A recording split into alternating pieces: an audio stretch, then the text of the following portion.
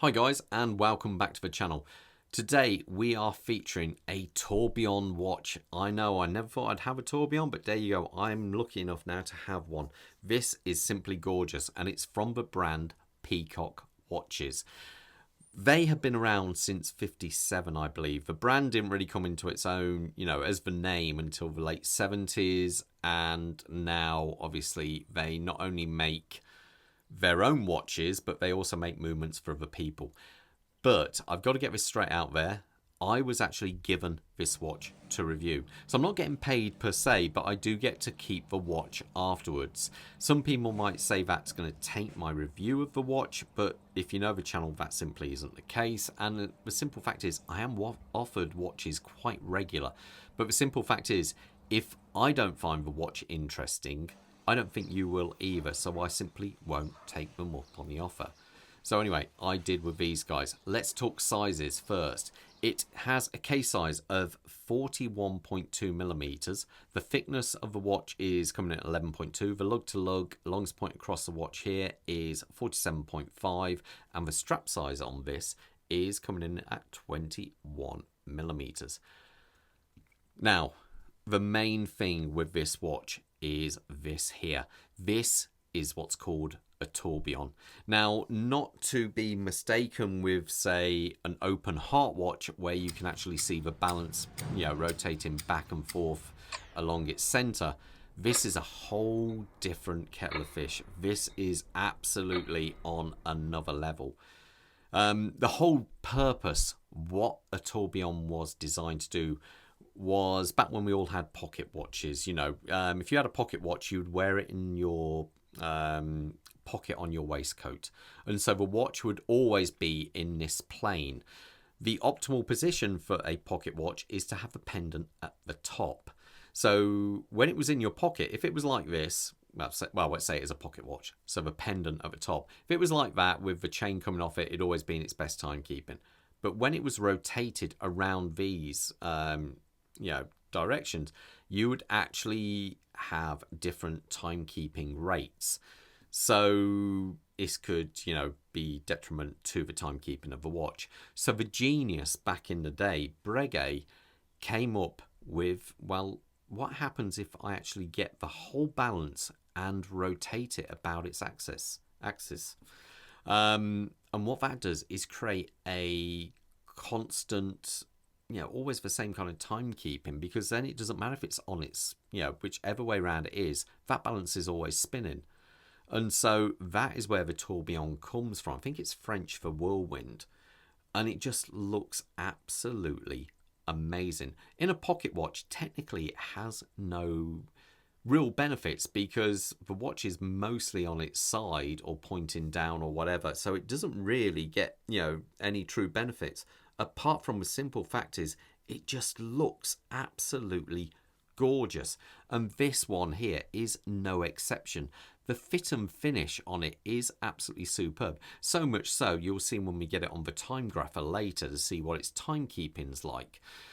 Overall, I've heard some people say, but the actual surface finishes and so forth are not good on many of these kind of different brands.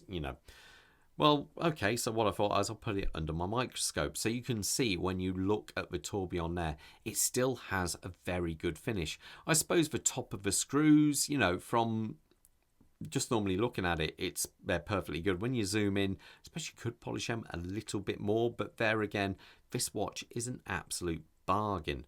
The retail price of this watch is $2,350. So that works out around about, I think it was a fraction of £1,700 when I last looked. If you were to get yourself a big brand name tourbillon, say IWC, JLC, you're going to be spending 6 figures to have a tourbillon. Or even if you go a more intermediate brand like Ballon Ross, I think they start at £60,000 for a tourbillon watch. That's the difference. It is much, much harder to make a tourbillon than what it is to make a standard balance. And that's what makes it very, very special. On the subject of a fit and finish, you have this gorgeous guilloche kind of patterning in the black back plate here. Then you have this nice Geneva striping. They actually do say in their blurb, which is quite cool, it's actually modelled on Edinburgh's Forth Bridge. I suppose you can kind of see that, but you know, each to their own on that one. But has nice Geneva striping going up and down there, as to the centre plate, which looks like it supports the minute wheel, cannon pinion and all that there. I think it's really good. Even when you look at the fit and finish of, well, the fit of the sliding pinion, and you know, when what I mean by that, if I pull the crown out, above you have a set-in lever, and that's what actually moves and allows me to adjust the hands of the watch. Below that is the sliding clutch, and when I slide that back in, it locks in absolutely superbly in position. Now technically this watch doesn't have a second hand, but what you can actually do is use the top one of the 3 screws as your actual seconds there. It just kind of looks, it's really nice how they've done it. Even though technically it hasn't got a hacking feature, if you apply backwards pressure, you will actually be able to stop the tourbillon cage like you can on many of the Unitas movements and things like that. It just puts a little bit more friction through the movement, enabling to actually stop the balance. The hands themselves are beautifully striped, grained, sorry, and there is no loom on this watch. Obviously this isn't that kind of watch, but it still features 50 meters of water resistance, which is quite good actually, to be fair. Now overall the dial's lovely, you've got a big minute track around there. It is superb. As we rotate this round, you can see on the back of the watch here you've got some really nice striping. Let's take this off here and you can get a better view of that. The case back is lovely. Oh, I should also point out, it's got a sapphire crystal front with AR coating. The back there, the striping looks superb. You've got quite a, you know, a really good looking grain going on the actual wheels here, the back of the gear train. If I wind it here, you can see that going round. It just looks really good. After all, this is a manual wound watch. There's no rotor on the back there. Overall, I really, really like this. I think it's superb. I did put this on the Timegrapher, and as you can see, I think it was running plus one of a sec, yeah, plus 1 second a day, which, let's face it, is incredibly good. The beat rate was also, I think it was 0, and the amplitude was very strong at 287. So I can't fault the watch really. I think it's got it's a 19 joule movement, 42 hours power supply. It does tick at 6 beats per second. This goes round there. So when it comes to something like this, I don't mind that at all. I think it looks absolutely superb for it. Now, the strap on this watch is an Alligator style strap, though to be fair, it's perfectly nice and suits the watch, but I like something a little bit more kind of chunking, you know, kind of a little bit different. So I did try this on a couple of different straps and have to say it did look actually very, very good on these straps. One thing I should point out, you can actually get a double tourbillon of this, and it comes out at a whopping $45,000, and that just looks incredible. It is very, very good. Now, one of my subscribers, Bob, did point out what happens if it goes wrong, because obviously it's a Chinese brand. Am I just going to lose my money? Is that going to be it? Well, the simple fact is, I contacted them direct and asked about this, and they said we offer a 2-year warranty on these watches. You have a problem, we will cover the costs for the shipping there and back and check it out for you. And so to be, you can't ask much more than that, really, to be fair. So, hats off to them for that one. Let's put it on the wrist, see how it looks. A quick wrist check. I'm wearing my Zin U15.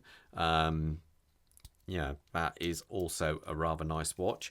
And Bob, who isn't a subscriber, he's wearing my wife's Panerai 914 on John Keely's new strap he made for it, and I think that looks really cool. Purple, who would have thought it, but she wanted a purple strap. Fair play to her.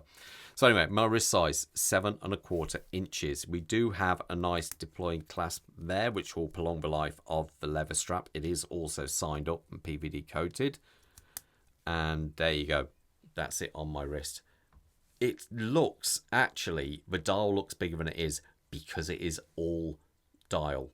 That's the main thing. If this was a 41mm diver, obviously you'd have like at least probably 5mm or even 6mm of bezel. So this watch just looks insane.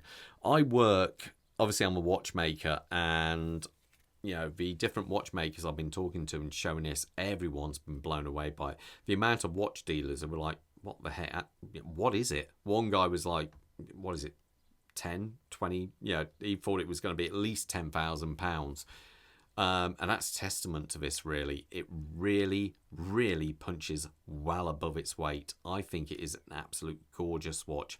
Let me know in the comments what you guys think of it. Would you buy one? Would you not? I think for the price it's a bargain, but you guys may disagree. Anyway, all the best, and most importantly, stay safe out there, guys. Bye.